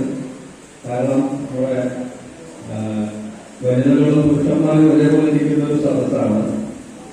പൂജ പരിശീലനം മാത്രം ചെയ്യുന്നവരോ പൂജാപ്രവൃത്തി മാത്രം ചെയ്യുന്നവരോ വാദ്യത്തിന്റെ പ്രവൃത്തി മാത്രം ആസ്വദിക്കുന്നവരോ അല്ല. രണ്ടും നിശ്ചിതമായിട്ടായതുകൊണ്ട് ആദ്യം അതിന്റെ ബാഹ്യമായിട്ടുള്ള തത്വത്തെ ഒന്ന് പറഞ്ഞു വെച്ച് എനിക്ക് തോന്നുന്നു രണ്ടാമത്തെ സെഷനില് കൂടുതൽ ചോദ്യം ചോദിക്കുന്നതനുസരിച്ച് കൂടുതൽ മറുപടി പറയുന്നതായിരിക്കും എന്നാണ് തോന്നുന്നത്. അപ്പൊ അതുകൊണ്ട് തന്നെ കേരളത്തിലെ പൂജാ സമ്പ്രദായത്തിലെ നമ്മളിന്ന് പരിശീലിച്ചു വരുന്ന പൂജകളുടെ താത്വികമായ ഒരു വിശദീകരണത്തെ കുറിച്ചാണ് ആലോചിക്കുന്നത്. തന്ത്രം എന്ന് പറയുന്ന ഒരു വിഷയത്തെ, തന്ത്രം എന്നുള്ള നിലയ്ക്ക് പേര് പോലും നമ്മളങ്ങനെ വ്യവഹാരത്തിലില്ല. അതിന്റെ അക്കാദമിക് തലത്തിലോ താത്വികമായ കാര്യങ്ങൾ ചിന്തിക്കുമ്പോഴോ മാത്രം നമ്മൾ ചിന്തിക്കാറുള്ളതാണ് ഒരു വാക്ക്. കാരണം പൂജ നമ്മുടെ നിത്യജീവിതത്തിന്റെ ഭാഗമാണ്. അതുപോലെ തന്നെ പൂജ എന്ന് പറയുമ്പോൾ തന്നെ നമ്മൾ ആദ്യം മനസ്സിൽ വരുന്നത് ക്ഷേത്ര പൂജയെ കുറിച്ചാണ് കൂടുതലും. പക്ഷെ നമുക്കറിയാം ക്ഷേത്രപൂജ മാത്രമല്ല, ഇല്ലങ്ങളിൽ പൂജയുണ്ട്, ദേവാലയത്തിലുണ്ട്. അങ്ങനെ വിവിധ ഘട്ടങ്ങളിൽ നമ്മൾ പൂജയുമായിട്ട് ബന്ധപ്പെടുന്നുണ്ട്. അതെനിക്ക് തോന്നുന്നു പൂജ തന്നെ രണ്ട് വിധത്തിലാണുള്ളത്. ഒന്ന് ആത്മാർത്ഥം, രണ്ട് പരാർത്ഥം. ആത്മാർത്ഥമായ പൂജ എന്ന് പറയുന്നത് നമ്മുടെ ഇല്ലങ്ങളിൽ നടക്കുന്ന ദേവാലയം തുടങ്ങിയിട്ടുള്ള നമുക്ക് വേണ്ടി മാത്രം ചെയ്യുന്നതായിട്ടുള്ള പൂജകൾ. അതാണ് കൂടുതലായിട്ട് നമുക്ക് നിത്യജീവിതത്തിന്റെ ഭാഗമായിട്ട് നമുക്ക് കൂടുതൽ പരിചയമുള്ളത്. കാലസ്ഥിതി അനുസരിച്ച് അതിന് കുറെ വ്യത്യാസം വന്നിട്ടുണ്ട്. കാരണം തറവാടുകളിൽ കൊണ്ട് താമസിക്കുന്നവർക്ക് ചിലപ്പോൾ അത്രയുള്ള ദേവാലയം പരിചയം ഉണ്ടാവുകയായിരിക്കും. പക്ഷെ എന്നാലും പൊതുവെ നമ്മളിതിനൊക്കെ ഒരു ബന്ധമുള്ളവരാണ്. പരാർത്ഥമായ പൂജ എന്ന് പറയുന്നത് മറ്റുള്ളവർക്ക് വേണ്ടി കൂടി ചെയ്യുന്നതാണ്. ലോകോപകാരാർത്ഥമായിട്ടുള്ള യജമാന സമൃദ്ധത എന്നുള്ള പ്രാർത്ഥനകളുണ്ട്. അതിന് ചെയ്യിക്കാൻ ഒരാളുണ്ടാവും. അതിന്റെ കാര്യസാധ്യത്തിന് വേണ്ടിയിട്ട് ചിലപ്പോൾ കാര്യസാധ്യത്തിന് ഇഹലോകത്തും പരലോകത്തുമായിട്ട് നമുക്ക് അനവധി കാര്യങ്ങളുണ്ടല്ലോ. അതിൽ ഏതെങ്കിലുമൊക്കെ ചെയ്യാൻ വേണ്ടിയിട്ട് ഞാൻ സൂചിപ്പിച്ചത് ആകുന്നത് എങ്ങനെയാണ് ഒരു കാര്യത്തിന് തടസ്സം വരുന്നു, അതിന് സർപ്പസംബന്ധിയാണെങ്കിൽ അതിന് പരിഹാരം ചെയ്യാം. അപ്പൊ ഇങ്ങനെ ജീവിതം മുന്നോട്ട് പോകുമ്പോൾ അതിനെന്താണ് പ്രതിസന്ധി ഉണ്ടാകുന്നത്, അതിനനുസരിച്ച് പരിഹാരമായിട്ട് മുന്നോട്ട് പോകുന്ന തരത്തില് മറ്റുള്ളവർക്ക് വേണ്ടി ചെയ്യുന്ന പരാർത്ഥമായ പൂജ. അതായത് രണ്ടു തരത്തിലുള്ള പൂജകളുണ്ട്. സ്വാഭാവികമായിട്ടൊരു വിമർശനം പൊതുവെ നമ്മുടെ ഇടയിൽ തന്നെ കാണാറുള്ളത് ഇങ്ങനെ മറ്റുള്ളവർക്ക് വേണ്ടി പൂജ ചെയ്യുന്ന ഒരു സമ്പ്രദായം നമുക്കുണ്ടോ എന്ന് പൊതുവെ ഒരു ചോദ്യം ഞാൻ പലപ്പോഴും ശ്രദ്ധയിൽപ്പെട്ടിട്ടുണ്ട്. അതിനു കൂടിയുള്ളൊരു മറുപടി എന്നുള്ള നിലയ്ക്ക് നമ്മുടെ ശ്രദ്ധയിൽപ്പെട്ടതിലൂടെ പറയുകയാണ് പറഞ്ഞത്. അല്ലെങ്കിൽ പിന്നെ യജമാന സമർഥ്യത എന്ന് പ്രാർത്ഥിച്ചുകൊണ്ടൊരു പൂജയുടെ ആവശ്യമില്ലല്ലോ. ദാതാദാതു ഫലപ്രസാദജനനി യാദക്ഷിണ ഉത്തമമാണ്. അത് ചെയ്യുക മാത്രമല്ല അതിന്റെ പ്രതിഫലം വാങ്ങാം എന്നും കൂടി ആചാര്യൻ പറഞ്ഞു വെച്ചിട്ടുണ്ട് എന്നുള്ളത് നമുക്കത് വാങ്ങാനുള്ള ലൈസൻസിന് വേണ്ടിയിട്ടല്ല, അതിന്റെ അറിവ് നമ്മൾ പങ്കുവെക്കുന്നത് നല്ലതാണെന്ന് തോന്നുന്നു. ഏതായാലും കേരളത്തിലെ താന്ത്രിക മേഖല അല്ലെങ്കിൽ തന്ത്രശാസ്ത്രങ്ങളുടെ ബേസിൽ നിന്നുകൊണ്ടാണ് ആ പൂജാ പദ്ധതി കേരളത്തിൽ രൂപപ്പെടുത്തിയിട്ടുണ്ടെന്നത് പ്രാഥമികമായ അറിവ് നമുക്ക് എല്ലാവർക്കും ഉള്ളതാണ്. ഒപ്പം തന്നെ അതിന് വൈദികവും താന്ത്രികവുമായ ഒരു വിശ്വസ്വഭാവം നമ്മുടെ പൂജാ പദ്ധതികളുണ്ട് എന്നുള്ളതും നമ്മൾ അറിഞ്ഞിരിക്കേണ്ടതാണ്. ഒരു പക്ഷേ ചിലപ്പോൾ അത്തരം വിഭജനം ഒരു പക്ഷേ നമ്മൾ ചിന്തിച്ചിട്ടുണ്ടാവില്ല. സാധാരണക്കാർക്ക് ചിന്തിക്കേണ്ട ആവശ്യമില്ല. അങ്ങനെയൊന്നുണ്ടോ? കാരണം പൂജ എന്ന് പറഞ്ഞു കഴിഞ്ഞാൽ പൂജ അതിനൊരു പദ്ധതി, ആ പദ്ധതിയെ നമ്മൾ പരിചയപ്പെട്ടു കൊടുക്കുന്നു. അതിനപ്പുറം അതിന് താന്ത്രികം വൈദികം എന്നിങ്ങനെ രണ്ട് മേഖല, രണ്ട് വിഭാഗത്തിന്റെ ഒരാവശ്യമുണ്ടോ, അല്ലെങ്കിൽ അങ്ങനെ അതിന്റെ ഒരു പശ്ചാത്തലമുണ്ടോ എന്നൊക്കെയുള്ളത് കൂടുതൽ ചിന്തിക്കുന്നവർക്ക് വേണ്ടിയിട്ടുള്ളതാണ്. അതിന്റെ തുടക്കത്തിൽ തന്നെ നമുക്കിപ്പോ പൂജ കഴിക്കാനുള്ള യോഗ്യത പറയുമ്പോൾ തന്നെ പറയുന്നൊരു കാര്യം, ആചാര്യന്റെ ലക്ഷണം പറയുമ്പോൾ തന്നെ വിപ്രഹ വിശേഷേണ പാപാത്മാനം പരഞ്ച പാതീതി എന്നാണ് വിപ്രശബ്ദത്തിന്റെ അർത്ഥം. തന്നെയും മറ്റുള്ളവരെയും പാപങ്ങളിൽ നിന്ന് കൈപിടിച്ച് ഉയർത്തുന്നവൻ ആരും അവനാണ് വിപ്രൻ. വിപ്രനൊക്കെ നമ്മുടെ വ്യാവഹാരിക സാമാന്യ അർത്ഥത്തിന് നമുക്കറിയാം. വിപ്രെന്ന് പറഞ്ഞാൽ ബ്രാഹ്മണനാണെന്ന് ഒക്കെ നമുക്കറിയാം. പക്ഷെ അതിൽ തന്നെ പറഞ്ഞു അഭിദീക്ഷവും കൂടി ആയിരിക്കണം, ദീക്ഷാസമ്പന്നനും കൂടി ആയിരിക്കണം. സാധാരണ ഒരു പൂജ കഴിക്കുന്നതിന് ഇപ്പുറത്ത് പറഞ്ഞു കഴിഞ്ഞാൽ കാര്യങ്ങൾ ഉപദേശം ഉണ്ടാവും, കാര്യങ്ങളുണ്ടാവും, സ്വാഭാവികമായിട്ട് അധികാരിയായിട്ട് മുന്നോട്ട് പോകാം. പക്ഷെ അയാൾ മന്ത്രദീക്ഷയിലൂടെ അധികാരിയാവുന്ന അവിടെ തന്നെ ആ ലക്ഷണത്തിൽ തന്നെ പറഞ്ഞു വൈദികവും താന്ത്രികവും തമ്മിലുള്ള ഭേദം. അപ്പൊ അതുകൊണ്ട് ഈ രണ്ടും കൂടി കൂടിപ്പടഞ്ഞ് കിടക്കുന്ന ഒരു പൂജാ പദ്ധതിയെ നമ്മൾ അവലോകനം ചെയ്യുമ്പോൾ രണ്ടിന്റെയും അതിന്റെ പിന്നിലുള്ള ഫിലോസഫി എന്താണ് എന്നുള്ളതായിരിക്കണം നമ്മൾ അന്വേഷിക്കേണ്ടതെന്ന് എനിക്ക് തോന്നുന്നത്. അപ്പൊ വാസ്തവത്തിൽ ഈ പൂജ എന്ന് പറയുന്നതിന്റെ ലക്ഷ്യം എന്താണ്? വാസ്തവത്തിൽ പൂജ പ്രവൃത്തി ഏത് പ്രവർത്തനത്തിനും ഒരു ഇച്ഛയുണ്ടാവും, ഒരാഗ്രഹം. എപ്പോ ഇല്ലാന്ന് പറഞ്ഞാലും അതിന്റെ പിന്നിലൊരു ഇച്ഛ, ഒരു ആഗ്രഹം ഉണ്ടാവും. തുമർത്ഥ സർവസ്വ വിധായി യജ്വനാം എന്നാണ് ആചാര്യൻ പറഞ്ഞുകൊണ്ടത്. മറ്റുള്ള പല ശാസ്ത്രങ്ങളെ പോലെ പുരുഷാർത്ഥങ്ങളെ സാധിക്കുന്നതിന് സാമർഥ്യമുള്ള ഒരു സാധനം തന്നെയാണ് പൂജ. ധർമാർത്ഥ കാമമോക്ഷം. മോക്ഷം എന്നുള്ള വാക്ക് പലപ്പോഴും ഇത്തരം വേദികളിൽ പറഞ്ഞു പഴകിയതായതുകൊണ്ട് എനിക്കൊരു ഭയമുള്ളത് അതിനെക്കുറിച്ച് അർത്ഥ ജാതി പക്ഷേ പലപ്പോഴും നമ്മൾ മനസ്സിലാക്കാൻ പറ്റാതെ വരുന്ന സാധനമാണ്. മോക്ഷം നമ്മൾ കേൾക്കുന്ന ഒരു വാക്കായതുകൊണ്ട്, സുപരിചിതമായ വാക്കായതുകൊണ്ട് അതിന്റെ ആഴം എത്ര കണ്ടുണ്ടെന്ന് ചിന്തിക്കുന്നവർക്ക് മാത്രമേ മനസ്സിലാവൂ. ഇപ്പൊ നമ്മുടെ ഭാരതീയ ശാസ്ത്രങ്ങളെല്ലാം അവസാനം എത്തിച്ചേരുന്നത് ഈ മോക്ഷം എന്ന് പറയുന്ന ഒരു കൺസെപ്റ്റിലേക്കാണ്. ഈ മോചനം, പുനരഭി ജന്മം പുനരഭി മരണം എന്നുള്ളതിൽ നിന്നുള്ള മോചനമാണ് വാസ്തവത്തിൽ പൂജയെ മുന്നോട്ട് പോകുന്നത്. അതിനിടയിൽ പറഞ്ഞതുപോലെ നമുക്ക് ഇഹലോകത്ത് താമസിക്കുന്നതിന് ന്യായമായി നമുക്ക് താമസിച്ച് മുന്നോട്ട് ലൗകിക ജീവിതം നയിക്കുന്നതിന് പരലോക ജീവിതത്തിലേക്കൊക്കെ പോകുന്നതിന്റെ നമ്മുടെ വിശ്വാസികളായതുകൊണ്ട് അതിനെല്ലാം തടസ്സമായി നിൽക്കുന്നതിനെയൊക്കെ ആ പ്രതിസന്ധികളെ പരിഹരിച്ചു പോകാൻ പാകത്തിനുള്ള സംവിധാനം പൂജയിലുണ്ട് തന്നെ. സാമാന്യ അർത്ഥത്തിൽ ഒരു പൂജ എന്ന് പറയുന്നത് യോഗ്യനായിട്ടുള്ള ആള് പറഞ്ഞതുപോലെ തന്നെ പൂജ സംബന്ധിയായിട്ട് ക്ഷേത്രപൂജ ആയിക്കോട്ടെ, ദേവാലയത്തിലെ പൂജ ആയിക്കോട്ടെ, രണ്ട് തരത്തിൽ വ്യാഖ്യാനിക്കാറുണ്ട് പൂജയെ. ഒന്ന് മുമ്പ് പറഞ്ഞതുപോലെ അതിഥി സൽക്കാരം പോലെ നമ്മുടെ വീട്ടിലേക്ക് വരുന്ന ഒരാളെ ഒരു അതിഥിയെ സ്വീകരിക്കുന്നത് പോലെ എന്ന് ഉപരിപ്ലവമായ അർത്ഥം സാമാന്യമായിട്ട് പറയാറുണ്ട്. അല്ലെങ്കിൽ ഒരു രാജാവിനെ നമ്മൾ പറഞ്ഞതുപോലെ രാജോപചാരം സമർപ്പിക്കുമ്പോൾ അല്ല, ഒരു രാജാവിനെ എങ്ങനെയാണോ നമ്മൾ ഉപചരിക്കുന്നത് അതേ വിധത്തിലുള്ള സംവിധാനങ്ങളോടുകൂടി ആചരിക്കുന്നു. അപ്പൊ അതിന്റെ ഭാഗമായിട്ടാണ് ഇവിടെ നമ്മുടെ വാദ്യവിശേഷങ്ങളൊക്കെ കണക്ട് ചെയ്ത് വരുന്നത്. പക്ഷെ രണ്ടാമത് നമ്മൾ സാമാന്യമായിട്ട് ഉപരിഭവമായിട്ട് എപ്പോഴും പറയുന്നതാണ്. അപ്പൊ ഒരാൾ വന്നു കഴിഞ്ഞാൽ നമ്മുടെ ഇതിലേക്ക് ഒരാൾ വരികയാണെങ്കിൽ സ്വാഭാവികമായിട്ട് അദ്ദേഹത്തെ സ്വാഗതം ചെയ്യണം, വെൽക്കം ചെയ്യണം. സ്വാഭാവികമായിട്ട് അതിനുവേണ്ട സംവിധാനങ്ങൾ ഒരുക്കണം.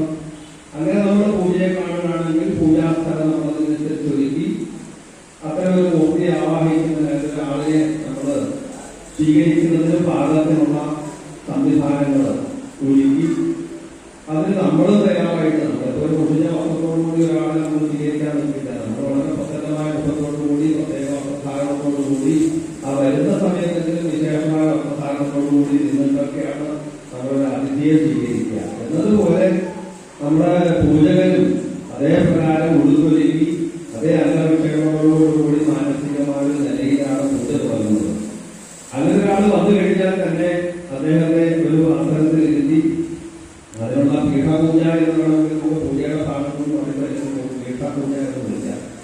അദ്ദേഹത്തിന് വേണ്ട ഉപചാരങ്ങൾ, അഭ്യാദി വ്യവഹാരങ്ങൾ, കാലികപ്രണമായിരിക്കാം, പൂജാപ്രണമായിരിക്കാം, അങ്ങനെ ഉപചാരങ്ങൾ കൊടുത്ത് അതിനുശേഷമായിട്ട് കുശലപ്രശ്നങ്ങൾ ചെയ്ത് അദ്ദേഹത്തിന് വേണ്ട ഭക്ഷണങ്ങളും കൊടുത്ത് അദ്ദേഹത്തെ ആനന്ദിച്ചിരിക്കുന്ന ഘട്ടത്തിന് പ്രസന്ന പൂജ എന്നുള്ള നിലയ്ക്ക് വാദ്യഘോഷങ്ങളോ നൃത്തമോ ഗീതമോ ഒക്കെ സമർപ്പിച്ച് അദ്ദേഹത്തെ സന്തോഷിപ്പിച്ച് തിരിച്ചയക്കുന്ന ഒരു പ്രക്രിയയായിട്ട് ഉപരിപ്രമായ രീതിയിൽ നമുക്ക് വേണം ശ്രദ്ധിക്കാം.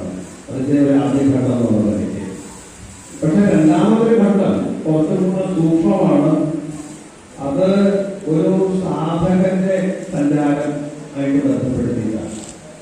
മുമ്പ് പറഞ്ഞതുപോലെ ഒരു മോക്ഷം എന്നുള്ള ഒരു അവസ്ഥയിൽ ഒരാൾ സ്വന്തമായിട്ട് സാധന ചെയ്യുന്നു. ഇപ്പൊ ഞാന് എന്റെ മോക്ഷം എനിക്ക് കാക്ഷിച്ചുകൊണ്ട് ഞാൻ ചെയ്യുന്ന ഒരു സാധനയാണ് ഈ പൂജ. എന്ത് സങ്കല്പിച്ച് ചിന്തിക്കുമ്പോൾ അതിന് കുറച്ചുകൂടി ഒരു സൂക്ഷ്മതലസ്പരിശിയായിട്ടുള്ള അർത്ഥങ്ങൾ കണ്ടുകൊള്ളും. സ്വാരംഭ ഭൂതാത്മകീഹി എന്ന സംശയത്തില് സംശയം നമുക്ക് കേട്ട് കഴിഞ്ഞ ഒരു വാക്കാണ്, അല്ലെങ്കിൽ ഒരു ഗ്രന്ഥത്തിന്റെ പേരാണെന്നോ നമുക്ക് എല്ലാവർക്കും അറിയാം.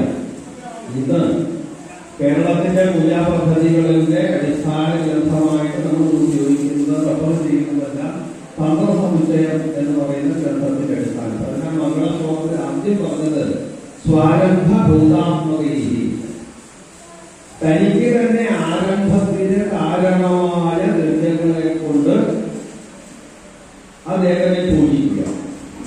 അത് ബാഹ്യമായ ആവിഷ്കാരത്തിന്റെ കാര്യത്തിലാകാം, അകത്ത് ഉള്ള ബാഹ്യമായ ആവിഷ്കാരം ക്ഷേത്ര പദ്ധതിയിൽ കൂടുതൽ അങ്ങനെയായതുകൊണ്ടാണ് അങ്ങനെ. ഈ അവനവന് തന്നെ കാരണഭൂതമായ കാര്യങ്ങളെന്ന് പറഞ്ഞു കഴിഞ്ഞാൽ 5 സാധനങ്ങളാണ് നമുക്ക് കേട്ടിട്ടുള്ളതുപോലെ തന്നെ പഞ്ചഭൂതാത്മകമായ നമ്മുടെ ശരീരത്തെ തന്നെ ദേവന് അപൂർണമായിട്ട് സമർപ്പിച്ചുകൊണ്ടുള്ള പൂജ.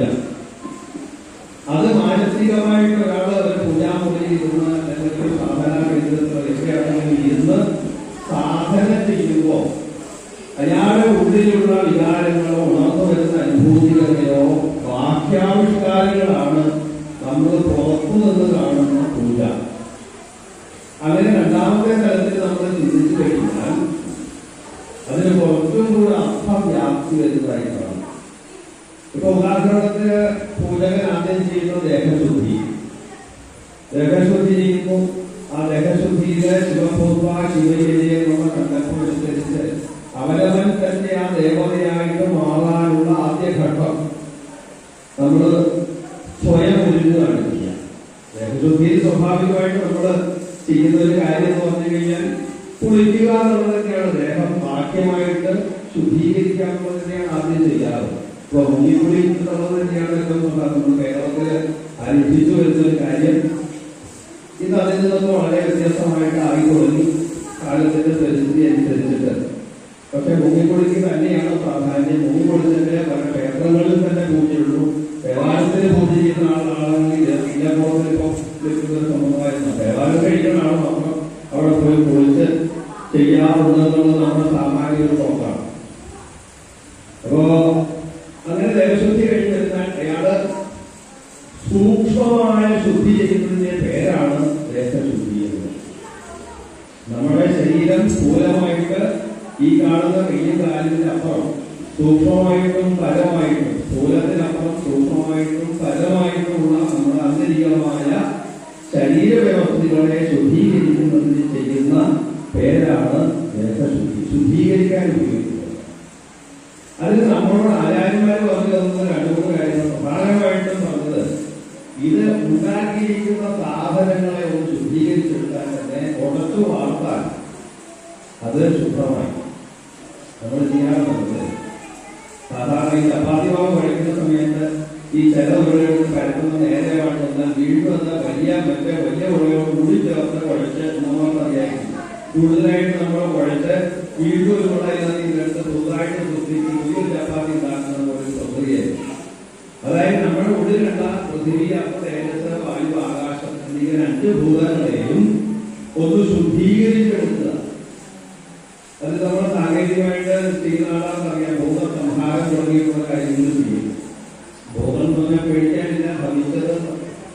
പ്രപഞ്ചം ഉണ്ടായ സമയത്ത് ഉണ്ടായ 5 സാധനങ്ങളുടെ പേരാണ് ഈ പറഞ്ഞ പഞ്ചഭൂതങ്ങൾ. ഈ ഇരിക്കുന്ന വെള്ളഭൂമിയിലുമുണ്ട്, ഈ മൈക്കിലുമുണ്ട്, പ്രപഞ്ചത്തിൽ കാണുന്ന എല്ലാ വസ്തുക്കളിലുമുള്ള അടിസ്ഥാന മൂലകം എന്ന് പറയുന്നത് ഈ പൃഥ്വി, അപ്പ, തേജസ്, വായു, ആകാശം. ഈ 5 സാധനങ്ങൾ. അതിനെയാണ് സ്വാരംഭ ഭൂതാത്മകൈ എന്ന് പറയുന്നത്. ഈ ഭൂതാത്മകമായിട്ടുള്ള എന്റെ ശരീരത്തെ ആ ഭൂതങ്ങളെ ശുദ്ധീകരിച്ചാൽ തന്നെ ശുദ്ധമാണ്. അതുകൊണ്ട് ആ പൂജകൻ ആദ്യം ആരംഭിക്കുമ്പോൾ തന്നെ ആ ദേഹശുദ്ധി എന്ന പ്രക്രിയ ചെയ്തുകൊണ്ടാണ് ആരംഭിക്കുന്നത്. ഇത് സ്വാഭാവികമായിട്ടും അടുത്ത ഘട്ടങ്ങളിലേക്ക് കടക്കുന്ന സമയത്ത് നമ്മുടെ ഉള്ളിലത്തെ ആ സാധനങ്ങളുടെ വളർച്ചയനുസരിച്ചിട്ടാണ് മറ്റു കാര്യങ്ങൾ ഉണ്ടാവുക.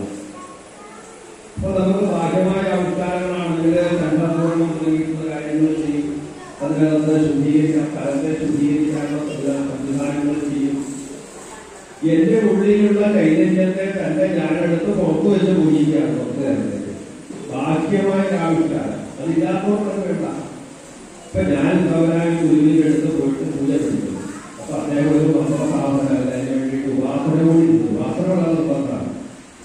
കാരണം അകത്തു നിന്നാണ് നമ്മുടെ ചൈതന്യത്തെ, ഞാൻ തന്നെയാണ് ഈശ്വരൻ എന്നുള്ള തിരിച്ചറിവിൽ നിന്ന് അതിനെ വളർത്തിയെടുത്ത് എന്റെ ഉള്ളിലുള്ള ഈശ്വരനെ തന്നെയാണ് ഞാൻ പുറത്തേക്ക് വെച്ച് പൂജിക്കുന്നത്.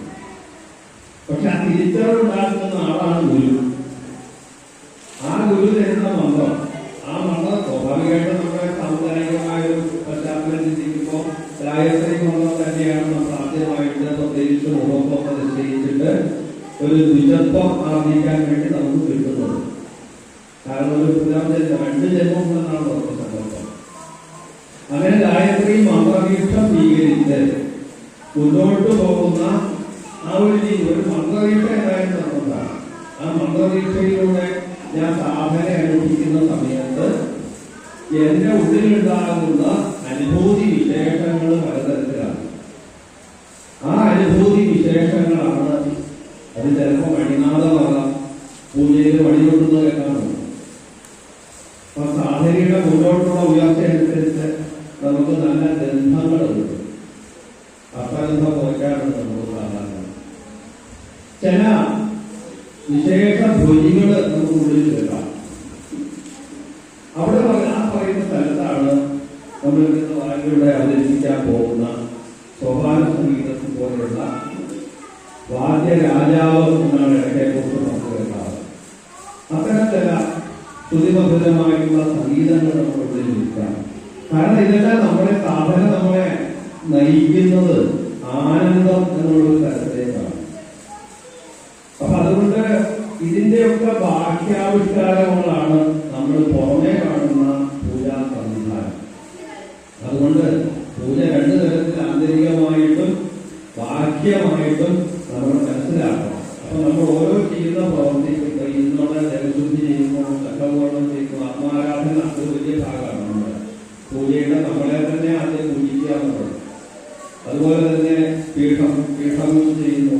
ഇതിന്റെയൊക്കെ വലിയ പൂജയുടെ ഭാഗമായിട്ട് നമ്മുടെ ദേഹത്ത് തന്നെ നമ്മൾ പീഠന്യാസം ചെയ്യുന്നുണ്ട്. അത് കഴിഞ്ഞ് നമ്മുടെ ഉള്ളിൽ ഉണർത്തിയിട്ടുള്ള ആ മന്ത്രചൈതന്യത്തെ ഉണർത്തിയ ഗുരുവിൽ നിന്നും സ്വീകരിച്ച ആ മന്ത്രചൈതന്യത്തിന്റെ ഭാഗമായിട്ട് നമ്മൾ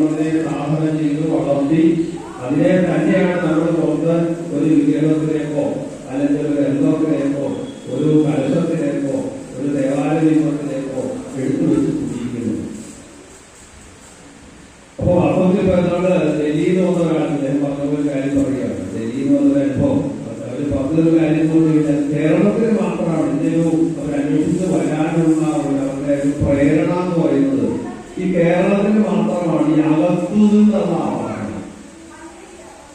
അതിപ്പോ ഭദ്രകാളി ആയിക്കോട്ടെ, യുദ്ധമായിക്കോട്ടെ, ശിവനായിക്കോട്ടെ, ചാമുണ്ടി ആയിക്കോട്ടെ, എന്തുമായിക്കോട്ടെ, സർപ്പമായിക്കോട്ടെ, അതിന്റെ നാഗം നാഗത്തിലേക്ക് അടുപ്പമാണ് യോഗസാധനയായിട്ട് ബന്ധപ്പെടാൻ സാധിക്കില്ല.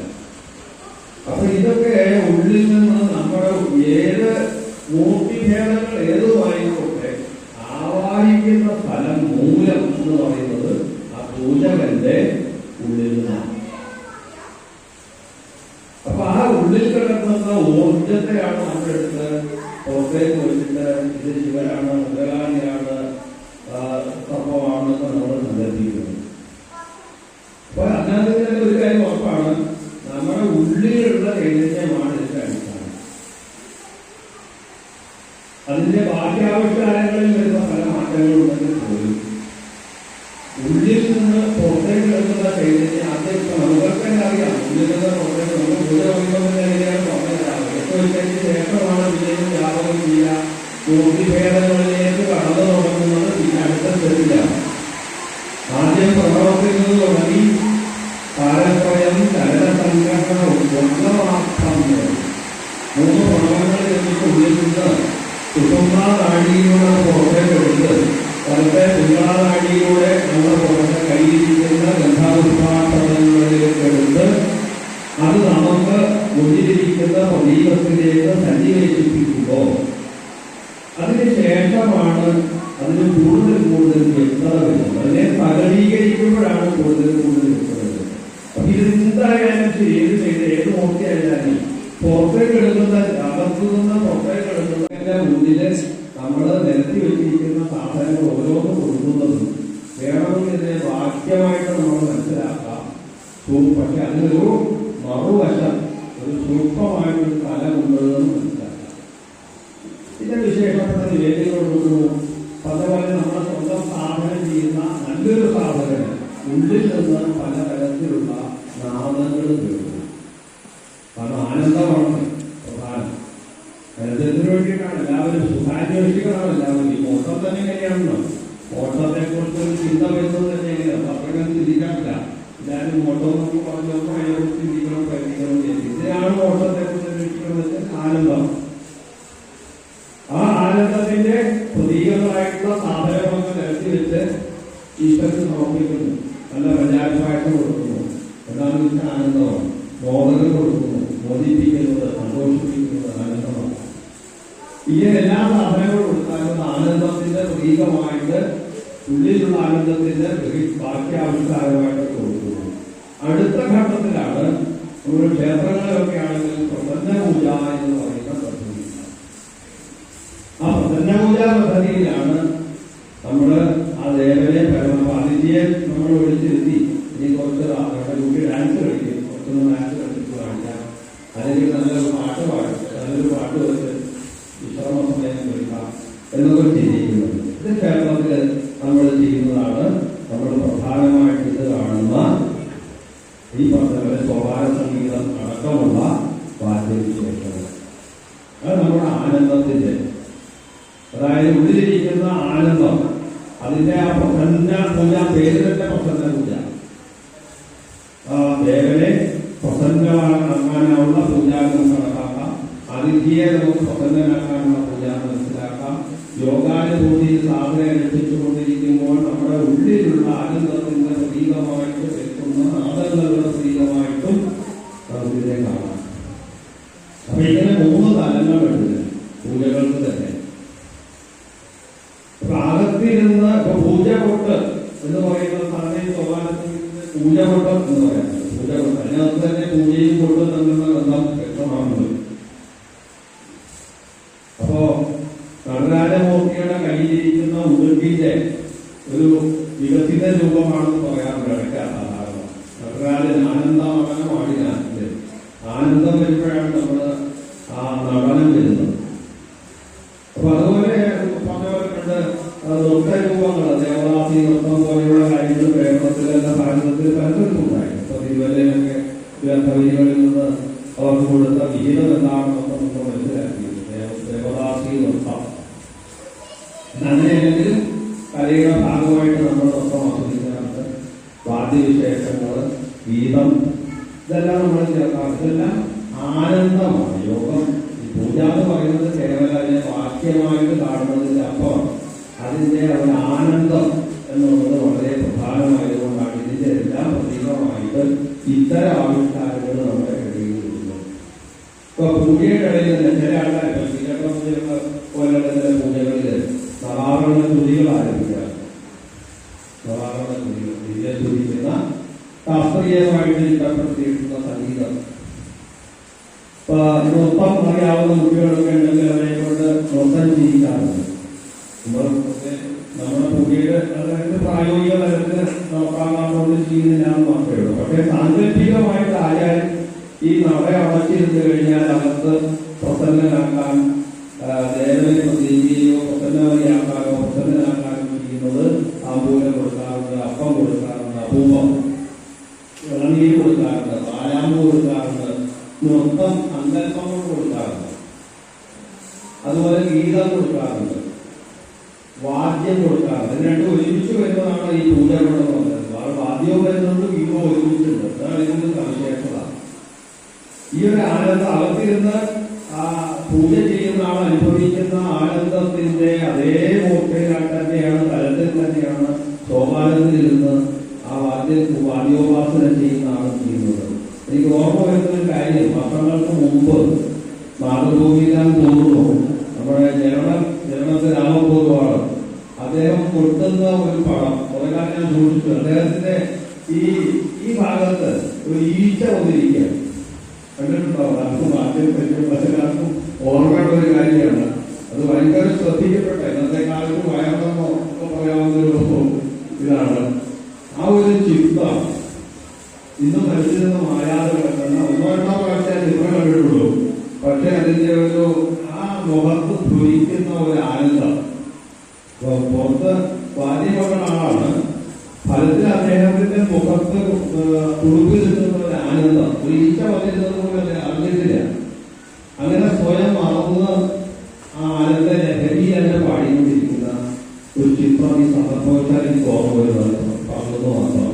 അപ്പൊ പറഞ്ഞു വരുന്നതാണെന്ന് വെച്ചാൽ ഈ സാധനാനുഷ്ഠാനത്തിന്റെ ആനന്ദ തലം തന്നെയാണ് വാദ്യത്തിന്റെ ഭാഗമായിട്ടും നൃത്തത്തിന്റെ ഭാഗമായിട്ടും ഗീതത്തിന്റെ ഭാഗമായിട്ടും നമ്മളിന്ന് ക്ഷേത്രത്തിൽ കാണുന്ന സംവിധാനങ്ങളിൽ കാണുന്ന വാദ്യവിശേഷങ്ങൾ, ക്ഷേത്രവാദ്യങ്ങളുണ്ട്. ഇപ്പൊ ശംഖധ്വനി, പലരും ശംഖധ്വനി കേട്ടാൽ പലരെയും നമുക്ക് നേരിട്ട് സംസാരിക്കുന്നുണ്ട്. പറയുന്ന അവരുടെ അനുഭവത്തില് സാധാരണയിലേക്ക് എന്താ പറയുന്നത് സാധന രഹസ്യങ്ങൾ പുറത്തു പറയാമെന്നാണ് പറയുക സാധാരണ. കാരണം അത് ആലുശേഷനാന്ന് നമ്മൾ വിളിക്കുമ്പോൾ ചിലപ്പോൾ അങ്ങനെ ആവുകയും ചെയ്യാം. ഈ യുവാക്കൾ തുടങ്ങുന്നവർക്ക് പറ്റുന്ന ഒരു ആദ്യഘട്ടത്തിൽ പറ്റുന്ന ഒരു ചില പ്രശ്നങ്ങളായിട്ട് പലരും പറയാറുള്ളതാണ്. നമ്മൾ തുടങ്ങുമ്പോൾ തന്നെ ഞാൻ പകുതിയെ കണ്ടു നൃത്തം വന്നിരുന്നു എന്ന് പറയുന്ന ഒരു ഘട്ടമാണ്. ഒരു മാനസികമായിട്ട് നേരിട്ട് കാണുന്ന അതില് കുറച്ചുകൂടെ വിശ്വസനീയമായിട്ട് നമുക്ക് തോന്നുന്ന ഒരു കാര്യമാണ് ജപത്തിന്റെ ഇടയിൽ ശംഖുപിടിക്കുന്നത് ശംഖധ്വനി. അപ്പൊ അതേപോലുള്ള ചില വാദ്യവിശേഷങ്ങൾ നമ്മുടെ ഉള്ളിൽ തന്നെ തോന്നുന്നു. അതിന്റെ ക്ഷേത്രത്തിലെ ശംഖധ്വനി മംഗളധ്വനി കേൾക്കാം. അതേപോലെ വീണ വായിക്കുന്ന മാതിരിയുള്ള വീണയുടെ ശബ്ദം നമ്മുടെ ഉള്ളിൽ നിന്ന് പറഞ്ഞു വരുന്നത്. ഇതിന്റെ എല്ലാം ഉള്ളില് നടക്കുന്ന സാധനത്തിന്റെ ഈ പൂജയുടെ തത്വം അടിസ്ഥാനമായിട്ട് നമ്മൾ പറഞ്ഞു വരുമ്പോൾ മനസ്സിലാക്കേണ്ടത് കാര്യം, അടിസ്ഥാനപരമായിട്ട് അതിന്റെ താത്വിക തലം മനസ്സിലാക്കുന്നത് ഈ വാക്യമായിട്ട് ചെയ്യുന്നതിനെല്ലാം ഒരാന്തരികമായ ഒരു ഫിലോസഫിക്കൽ സൈഡ് ഇപ്പുറത്തുണ്ട്. അത് നമുക്ക് അന്വേഷിച്ചാൽ കിട്ടാൻ വിഷമമൊന്നുമില്ല. ഇന്നത്തെ കാലത്ത് കിട്ടാൻ മനസ്സിലാക്കാനും വിഷമമില്ല. കാരണം കൂടുതൽ അറിയുന്നവര് അന്വേഷിക്കുന്നവർ കൂടുതലുണ്ട്. അപ്പൊ അതുകൊണ്ട് നമ്മളിപ്പം ഇന്നത്തെ ദേവാലയങ്ങളിപ്പോ കുടുംബക്ഷേത്രങ്ങളാണെന്നും നമുക്ക് ആത്മാർത്ഥം എന്ന് പറയുന്നത് ഓരോ ക്ഷേത്രം ഉണ്ടായാലും ചിലപ്പോൾ പരിസരത്ത് താമസിക്കുന്ന ആൾക്കൊരു കുടുംബക്ഷേത്രം പറയുന്നത് ഇതാണ് ആത്മാർത്ഥം. പരാർത്ഥമായിട്ട് ചെയ്യുന്ന ക്ഷേത്രങ്ങളുടെ പൂജയായാലും ഏത് തരത്തിലുള്ള പൂജയായാലും പ്രൈം ഒന്ന് തന്നെയാണ്. അദ്ദേഹം പറഞ്ഞതുപോലെ നമുക്കിപ്പോ മരത്തിന്റെ ചുവട്ടിലെടുത്ത് വെച്ച് ചെയ്യുന്ന പൂജ സംവിധാനങ്ങൾ എല്ലാ സമുദായങ്ങളും ഓരോരുടേതായ പൂജാ സമ്പ്രദായങ്ങളുണ്ട്. നമ്മൾ പിതൃവിശകലന പൂജ നമ്മുടേതായ രീതിയിൽ ചെയ്തു വരുന്ന ആ പൂജാരീതിയെ കുറിച്ചാണ്. അപ്പൊ അതുകൊണ്ട് പ്രാഥമികമായിട്ട് ഈ പൂജയുടെ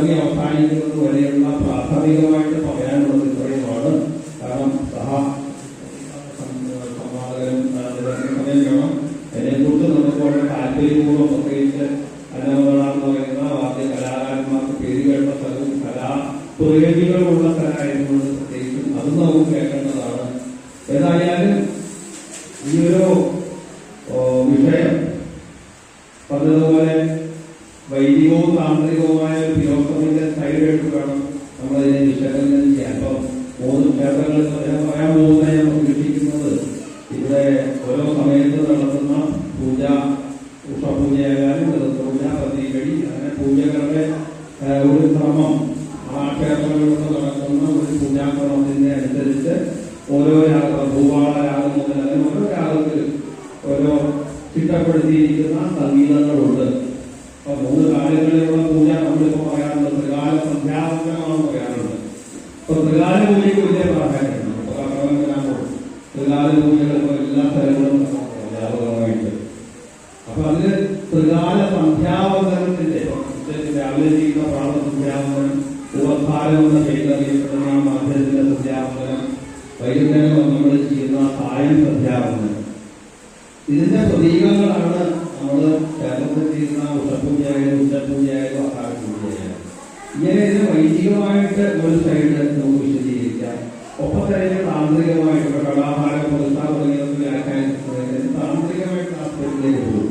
നമ്മുടെ ഉള്ളിലുള്ള സൂക്ഷ്മശരീരത്തിലുള്ള മൂലാഹാരം, അണിമൂലം, സ്വാധിഷ്ഠാനം, അനാദരം, വിശുദ്ധി, ആജ്ഞാമുഖ, കലാഹാര ചക്രങ്ങളിലേക്ക് അത് താന്ത്രത്തിന്റെ ഒരു കോൺസെപ്റ്റാണ്.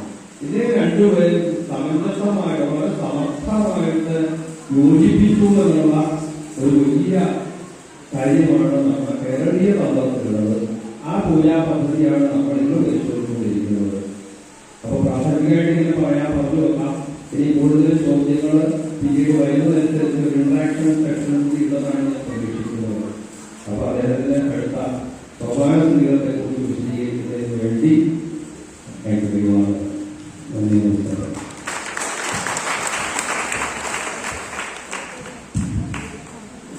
ശ്രീനിവാസന്റെ ആമുഖ പ്രസംഗം മാത്രമേ ആയിട്ടുള്ളൂ. സമയം മതിയായിരുന്നു. ഈ തരത്തിലേക്ക് തുടങ്ങിയ ഗൗരവമായിട്ട് ചോദ്യങ്ങൾ വരുന്ന സമയവും ഒരുപാട് കിട്ടി. അതായത് സോപാന സംഗീതം എന്ന മധുരമായിട്ടുള്ള വിഷയത്തെ പറ്റി വിപുലമായിട്ട് സംസാരിക്കാനായിട്ട് അതിൽ ഉണ്ണികൃഷ്ണ വാര്യരെ ചെയ്യുന്നു.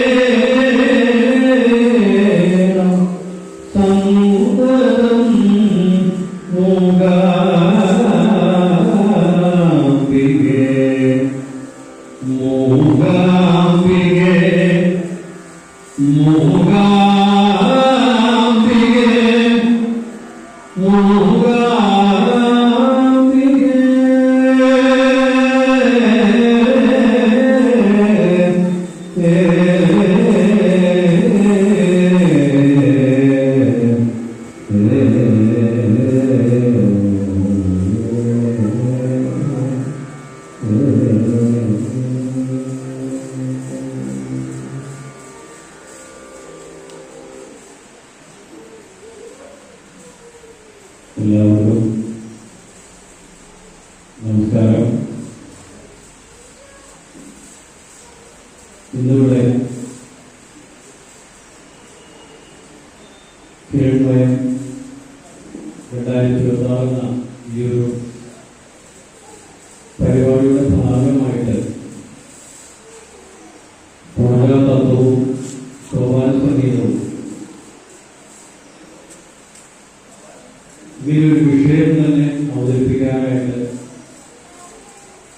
ഈ വേദിയിൽ ഇരിക്കാൻ കഴിഞ്ഞ മഹാഭാഗ്യമാണ്. കാരണം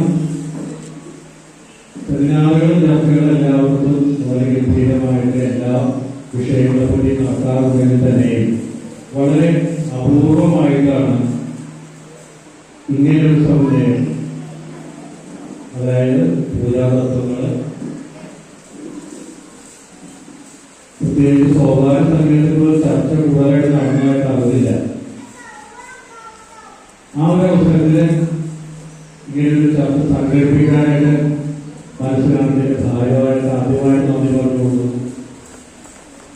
അതിനായിട്ട് വേദിയിൽ ഇരിക്കാനായിട്ട് വലിയ ആചാര്യ ശ്രേഷ്ഠന്മാരുടെ മുമ്പിൽ ഇരിക്കാനായിട്ട് രണ്ടു വാക്ക് അറിയാവുന്നത് പറയാനായിട്ട് എനിക്ക് അവസരം ഒരുക്കി തന്നവർക്ക് വീണ്ടും നന്ദി പറഞ്ഞുകൊണ്ട്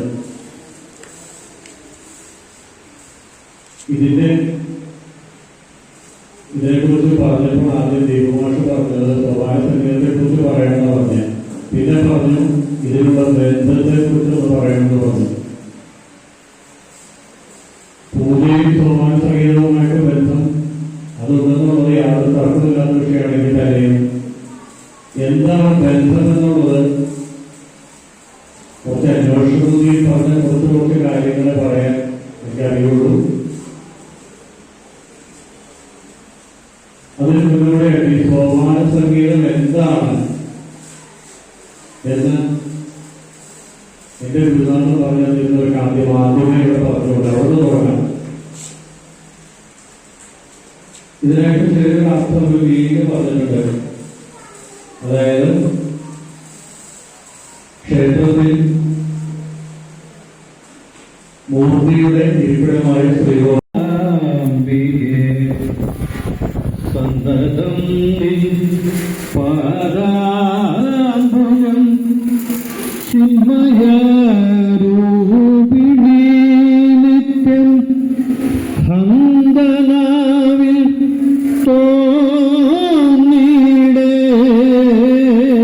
തോന്നിടേണം സന്തതം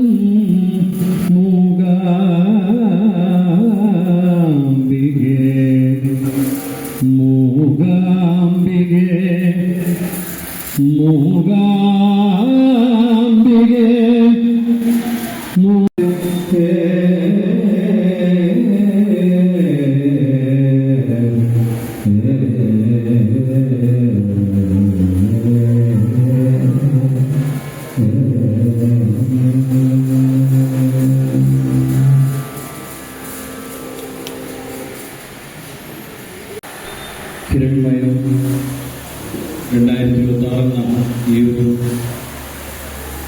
പരിപാടിയുടെ ഭാഗമായിട്ട് പൂജാതത്വവും സോപാന സംഗീതവും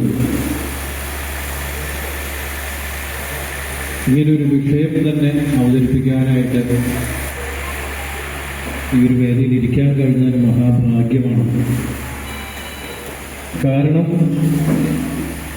സെമിനാറുകളും ചർച്ചകളും എല്ലായിടത്തും വളരെ ഗംഭീരമായിട്ട് എല്ലാ വിഷയങ്ങളെ പറ്റി നടക്കാറുണ്ടെങ്കിൽ തന്നെയും വളരെ അപൂർവമായിട്ടാണ് ഇങ്ങനെ ഒരു സമന്വയം, അതായത് പൂജാതത്വങ്ങൾ, പ്രത്യേകിച്ച് സോപാന സംഗീതത്തെക്കുറിച്ച് ചർച്ച കൂടുതലായിട്ട് നടന്നതായിട്ട് അറിവില്ല. ആ ഒരു അവസരത്തിൽ ഇങ്ങനെയൊരു ചർച്ച സംഘടിപ്പിക്കാനായിട്ട് മനസ്സ് കാണിക്കുന്ന ഭാര്യമായിട്ട് ആദ്യമായിട്ട് നന്ദി പറഞ്ഞുകൊള്ളുന്നു. അതിനായിട്ട് ഈ വേദിയിൽ ഇരിക്കാനായിട്ട് വലിയ ആചാര്യ ശ്രേഷ്ഠന്മാരുടെ മുമ്പിലും ഇരിക്കാനായിട്ടും രണ്ടു വാക്ക് അറിയാവുന്നത് പറയാനായിട്ട് എനിക്ക് അവസരം ഒരുക്കി തന്നവരോട് വീണ്ടും നന്ദി പറഞ്ഞുകൊണ്ട്